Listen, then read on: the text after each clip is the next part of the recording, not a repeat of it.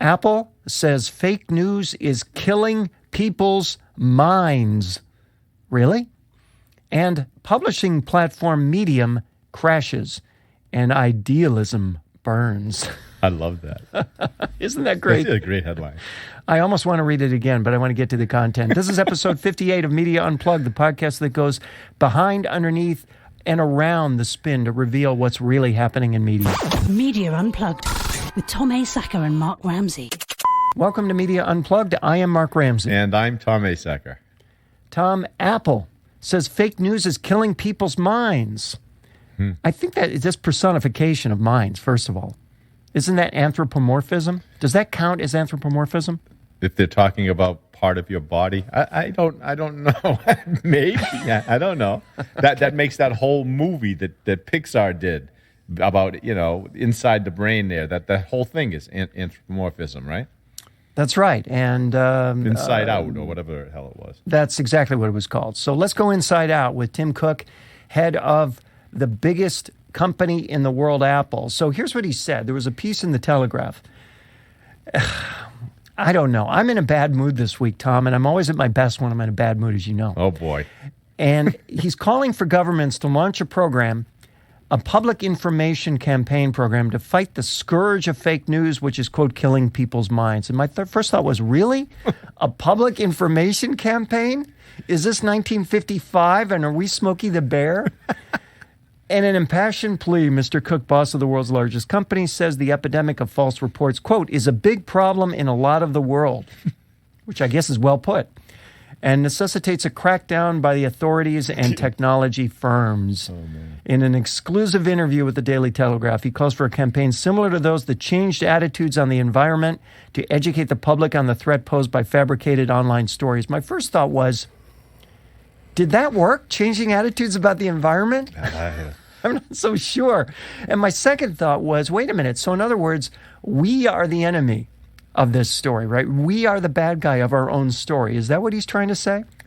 I'm not sure what he's trying to... I mean, I do love the metaphor, killing people's minds. Because after all, those minds are so vibrant and alive, walking around trance-like, staring at their iPhones, right? So that's right. So, yeah, he doesn't want to kill them any further. And what I like is this idea of this fake... We've talked about this over and over, this fake news thing. Okay, yeah. Let's go with this article. The article states in the very first paragraph, Mr. Cook, boss of the world's largest company. Well, guess what? The last time I looked, Walmart was larger in both annual revenues and number of employees, right? So anyway, look. Give their PR team the credit it deserves, Tom. Look, fake news can only seep into weak minds. Minds that accept what they read and hear without understanding the nature of how the world works, right? The intentions of others. Mm-hmm. So fake news isn't killing people's minds. Like every other parasite, it's taking advantage of weakened minds, and it's getting its nourishment from these people at their expense. But isn't it true that all of our minds are weak to one degree or another at one time or another? We could all be subject to Obi-Wan Kenobi's "these are not the droids you're looking for" trick. I mean, isn't that the whole point of that? Oh, pay no attention to the man behind the curtain. Listen, I understand, but the answer is not to a crackdown by the authorities. I mean, that's not only ridiculous because it can't be done, but it's frightening, right? 1984 all over again. I thought we figured that all out in the 18th century with the Enlightenment. I think, therefore I am. Not you tell me what to think, therefore that's who I am. So it's not about trying to listen, let me ask you this. Let's think about a massive campaign. What is it going to do? Decondition people? Expose them to like all this nuanced communication and agendas of every marketer in the world, including religious groups, politicians, educators, even your friends with their artful Facebook postings. Everybody is sending out fake news. There's an agenda behind everything you read. What we need to teach kids, if that's what he wants to do, is we need to teach them how to read this stuff. Not to control it, not to stomp it out. Read it. As you know, I don't care what he says. That's never going to happen because people want to read that. As you well know, I'm preaching from the Tom Asacker choir book here. Right. People want to follow their desires. They want to read what's compelling and interesting to them. Right. And whether something is true or not, look, we read lots of stuff that's compelling all the time that isn't true. It's called fiction, and we love it. Well, the TV too. It's right. We love it. So I don't understand, how this can possibly be done to your point. I mean, this whole idea, he said that the crackdown would help providers of quality journalism and help drive out clickbait. How in the world are you going to do that? The reason why it's clickbait is because we want to click on it. That's the point. He says the rise of fake news is a short-term thing. I don't believe that people want that at the end of the day. He's right. They want it at the beginning, the middle, and the end of the day. And they will always want so, don't you think? Of course. Look, he says the rise of fake news is a short-term thing, right? He doesn't believe that people want that at the end of the day. If they don't want it, then marketers won't offer it. That's how it works. I mean, that's right. This is people say, oh, these evil marketers, what they're doing to people. Look, you're in on it. This thing is connected. If you don't want it, they'll stop offering it. That's right. We are the enemy, and as long as we are and we are the enemy, then there's no solution to the problem. That, I think, is the biggest takeaway here. And what's interesting, too, about this is, the notion of clickbait, and we've all been subject to this, and you've seen the things like I have, is Elizabeth Shue was great looking in the 80s, look at her click now. Here and see what she looks like now, right? By the way, notably, if you go farther down the page of the interview with Tim Cook in the Telegraph, there's clickbait down there. You come to all the stories exactly like those from Outbrain in the Telegraph. And there they are, the clickbait right underneath Tim complaining about clickbait. That's irony. One last point I want to make about this.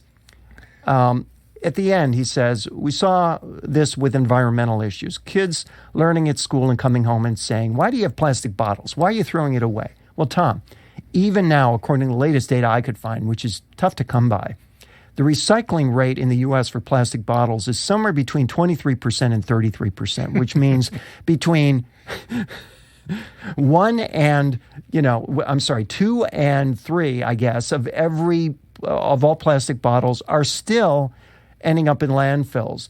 So before Tim is so quick to conclude that a big public campaign will work, maybe he should really assess whether it does. It's one thing to say forest fire's bad, right? I think we can all get our hands around that. That's different from saying fake news bad. Listen, I agree with you 100%. He needs to do some heavy duty research into all the public service campaigns we've ever had, including the anti-smoking campaign, and realize it wasn't until they started banning smoking in restaurants that the rates started going down. You're listening to Media Unplugged with Tom Asacker and Mark Ramsey. Tom, publishing platform Medium, we all know Medium.com, it crashes and idealism burns. This is from a piece in Business Insider. Surprise, surprise. A big platform with a lot of hopes behind it, and Ev Williams at the helm. Ev, who co-founded Twitter, before that founded, I think, Blogger, and is now the CEO of Medium.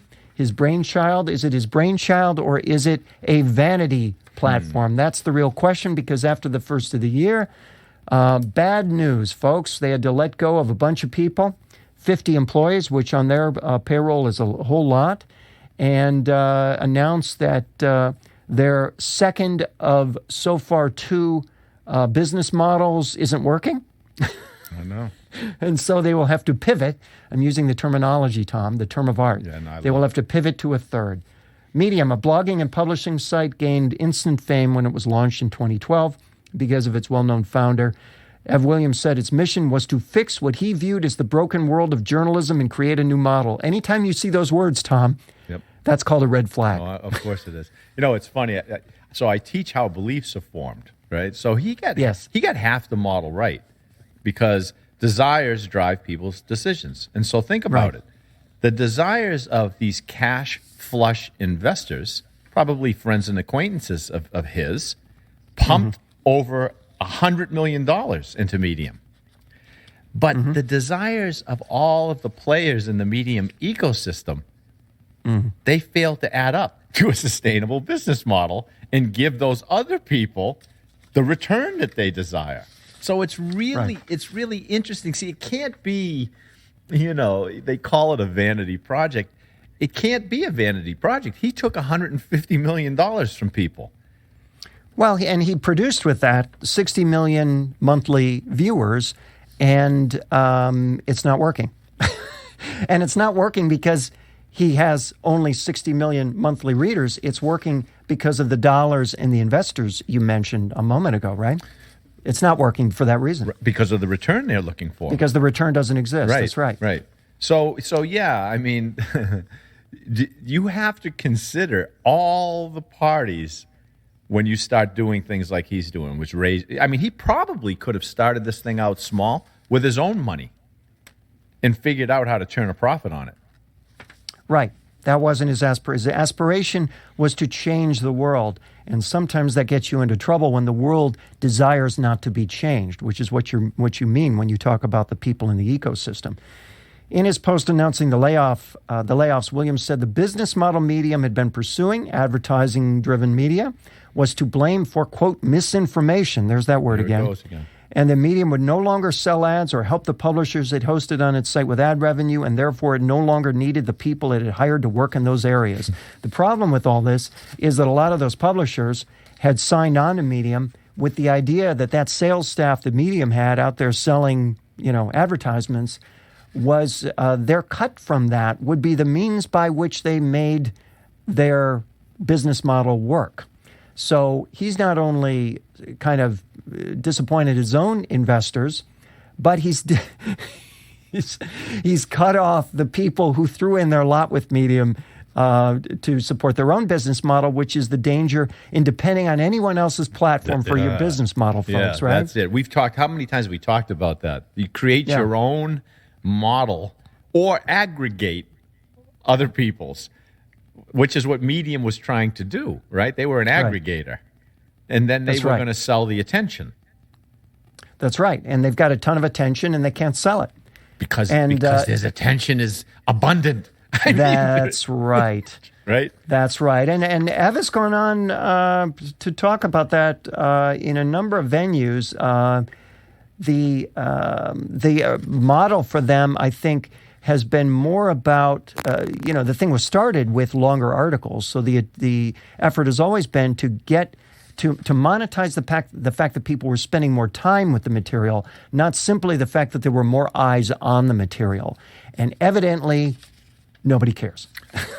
Well, look, listen, if I'm an advertiser, right, and you spend an hour watching a movie, and I run an ad during that hour.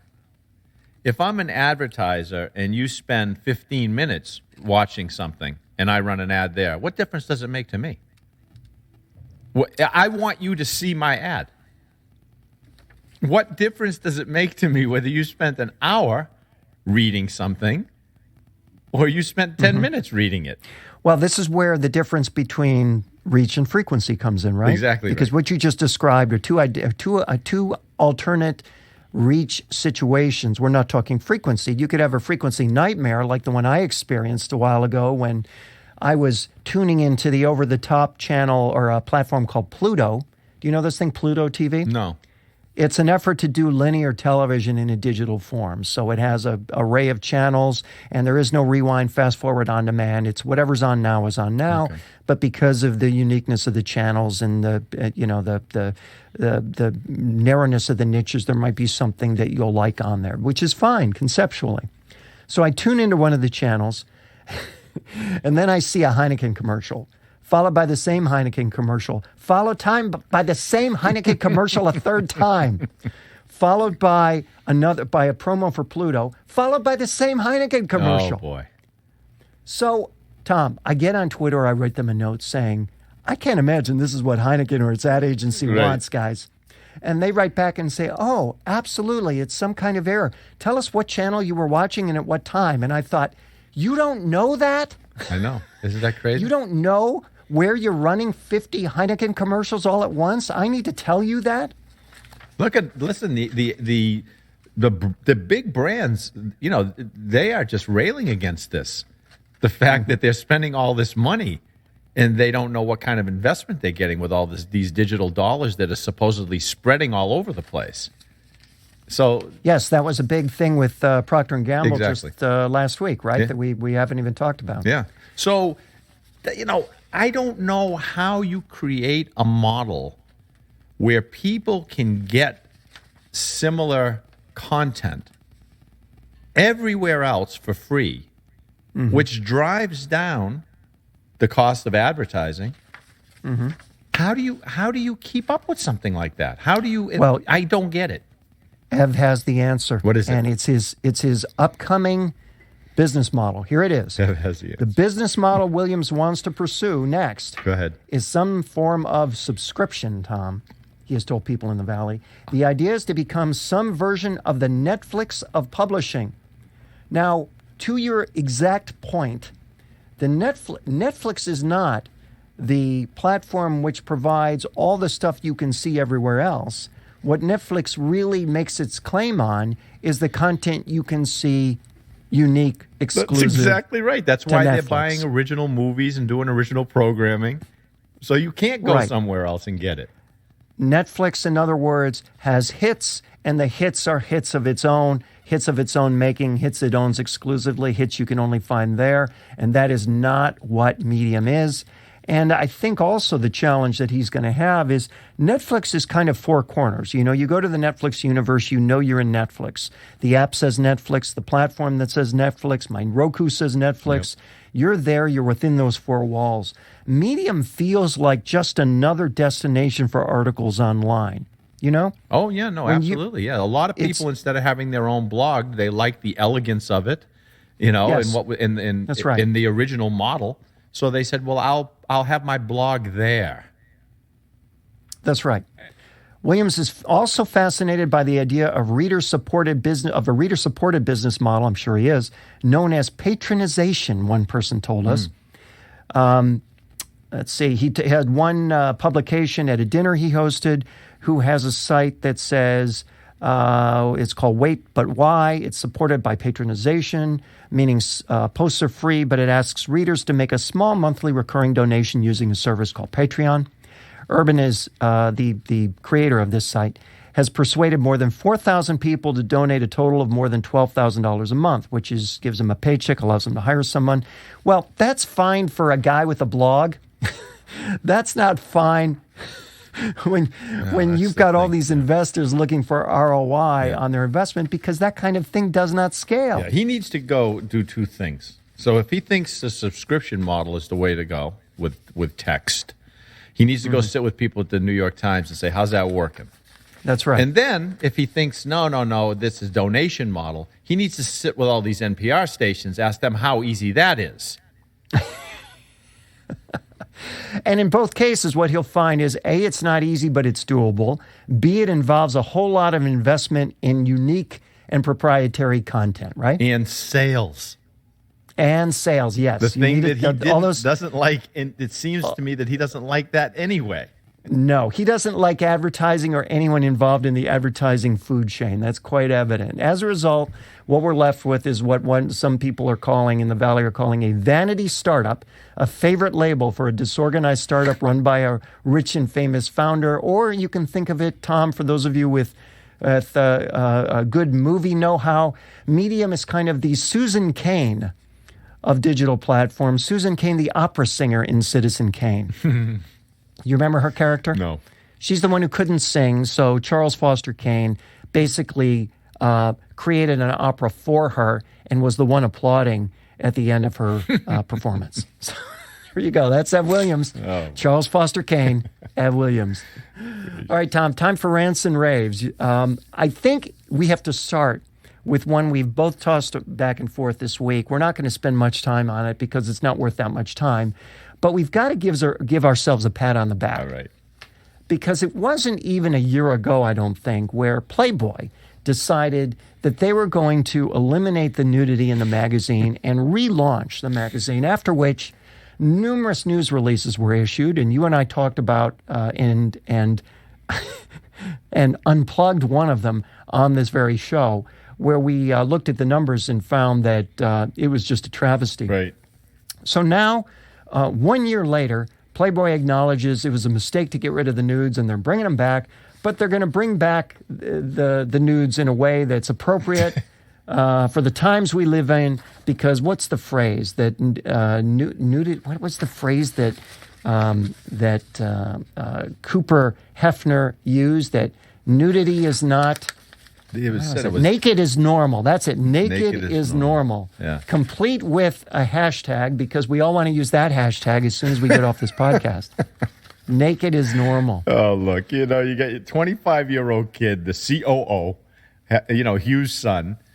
And the thing that was funny is that I was trying to wrap my head around is he goes, the magazine portrayed nudity. It was dated, but removing it entirely was a mistake. What the hell does that mean? It was dated. I don't even think he knows what it means. Then he says, we're taking our identity back and reclaiming who we are.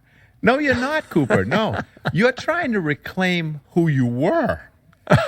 You have no idea who you are. And that, my friend, is your real problem.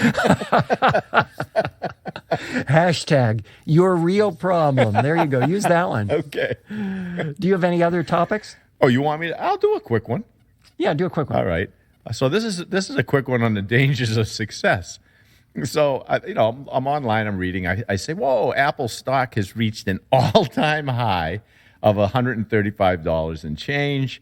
And the company's market cap broke $700 billion. And I'm thinking, whoa, this must be great news, right? And then I noticed that Apple's first foray into original television programming is this unoriginal reality TV show called Planet of the Apps. Have you seen this? I haven't. I've seen the release. I didn't watch any part of the show. Can you watch part of the show? No, but think about this. Planet of the Apps. So you got Gary Vaynerchuk and a few other celebrities chosen to drive viewer eyeballs. And they do what? They tell app developers why their apps will never be used by anyone, right? Now, this is what I want you to imagine. Just try this. I want you to imagine for a moment.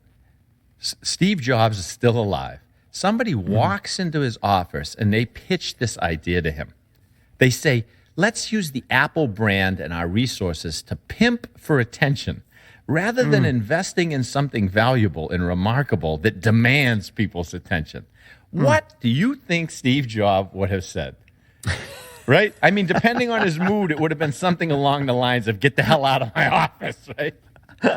Now, so Jerry Seinfeld once said that success is the enemy of comedy. I'm afraid success may also be the enemy of Apple.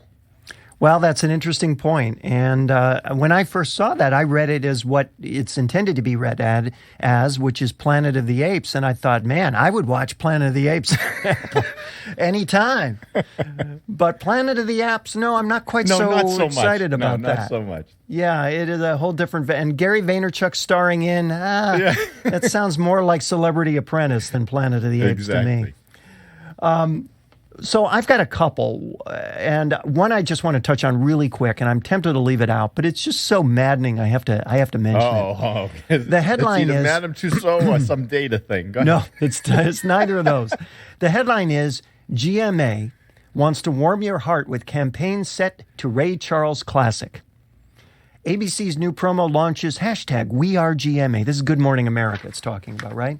So the deal with GMA is that, that's the leading morning show, et cetera, et cetera. So what happens is it opens up on Oh, What a Beautiful Morning, the video does. And I guess the anchors It starts off with black and white footage of the anchors greeting each other while emerging from an elevator to the GMA set before turning to color with the message, "Put some good in your morning," appearing on the screen. The anchors continue to smile and playfully laugh while another message, "We're here for you," appears on the screen before the new slogan of ABC's flagship morning program, #WeAreGMA, flashes as Stephanopoulos can be heard introducing the show. What? It makes your heart warm, doesn't it? What is this? This is a promotion?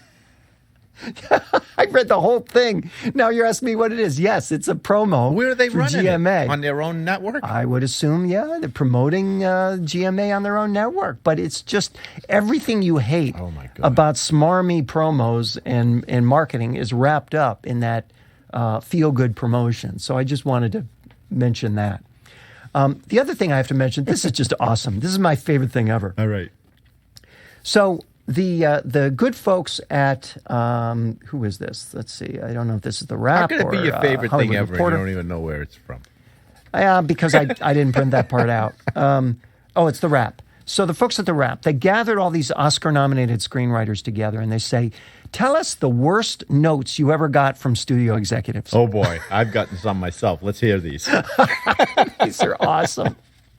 So I just want to read these with the proper delivery for you. So Damien Chazelle is the guy who is behind La La Land.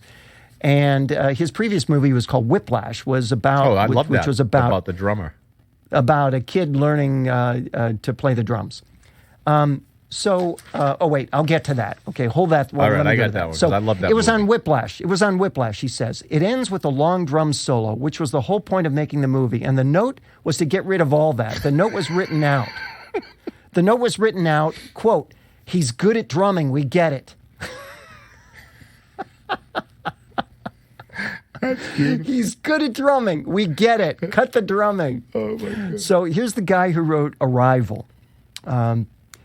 He said, "It was the start of a pitch. I said, there's a spy and his wife. And the executive said, there is no wife. Continue."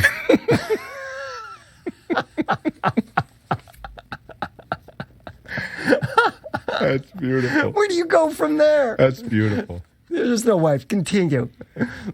So the guy who wrote Moonlight, the note was, "So where are the white people?"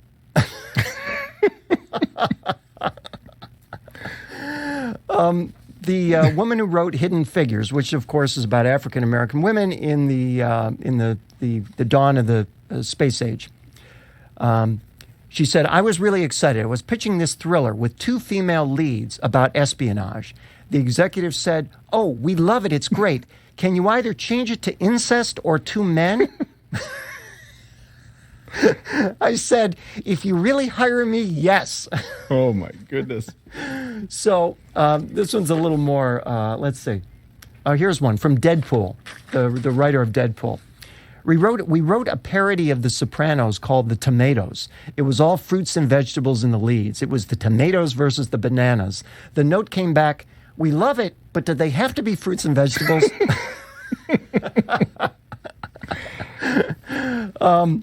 Okay, so here's from the writer of Hell or High Water. "When I started getting notes, it just starts to sound like the teacher from the Peanuts cartoon. I was in a meeting, I wrote this pilot for AMC, and we're all sitting there, and they're giving me all their notes, and I'm listening, and at one point I say, 'What the F are you people talking about?' And they said, 'Taylor, you have to look for the note within the note.' I said, 'Okay, but why don't you just give me the note?' They looked at me dead seriously and said, 'Well, we don't know what the note is.'" You have to find it.